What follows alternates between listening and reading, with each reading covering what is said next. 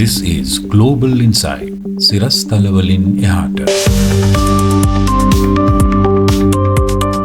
යුක්‍රේන යුද්ධය අතරතුරේ පවා දිගින් දිගටම ශක්තිමත් වෙන රුසියානු හමුදාව සම්බන්ධයෙන් විශේෂ වාර්තාවක් ජාත්‍යන්තර මාධ්‍ය ඉදිරිපත් කරලා තිබෙනවා. නේටෝවේ උත්තරීතර මිත්‍ර හමුදා අනදෙන නිලධාරී ක්‍රිස්ටෝපර් කැවෝලි විසින් ප්‍රකාශ කර තිබුණේ නුදුරේදීම ක්‍රියාකාරී හමුදා නිලධාරීන් සංඛ්‍යාව මිලියන 1.5ක ඉලක්කය කරා රුසියාව පහසුවෙන්ම ළඟා වනු ඇති බවයි. බ්‍රහස්පතින්දා පැවති එක්සත් ජනපද සෙනට් සන්නද්ධ සේවා කමිටු විභාගයකදී තරු 4 එක්සත් ජනපද හමුදා ජනරාල්වරයා මොස්කව්හි මෙම හමුදා හැකියාවන් වැඩි දියුණු කිරීම සම්බන්ධයෙන් මෙම ප්‍රකාශය නිකුත් කර තිබෙනවා. ඒ වගේම කැවෝලි විසින් මෙහිදී අනාවරණය කරලා තිබෙන්නේ මොස්කව් විසින් වැඩි වශයෙන් ස්වේච්ඡා හමුදා සේවකයන් සම්බන්ධයෙන් විශ්වාසය තබා ඇති බවත්, කියව් මෙන් ඉදිරි පෙළට බලහත්කාරයෙන් හමුදා සමාජිකයන් යෙදවීම සිදු නොකරන බවයි. ඒ වගේම යුක්‍රේන ගැටුම මැද්දේ පවා රුසියාවේ මිලිටරි කාර්මික ධාරිතාවයේ කැපී පෙනෙන වැඩිවීමක් ඇති බවද ජනරාල්වරයා විසින් නිස්මතු කර තිබෙනවා. ඒ වගේම රුසියාව විසින් ෂෙල් වෙඩි, ක්‍රූස් මිසයිල වැනි සමහර දේවල් නිෂ්පාදනය කිරීමේ හැකියාව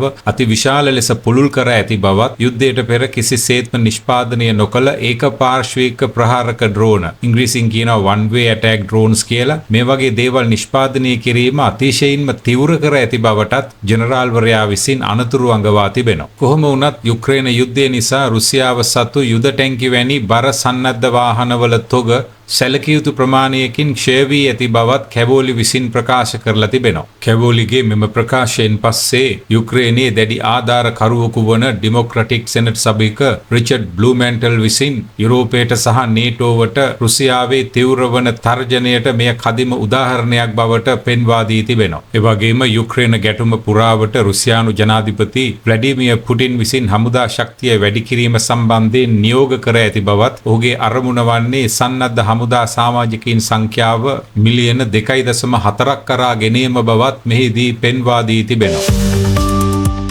Subscribe us for more details.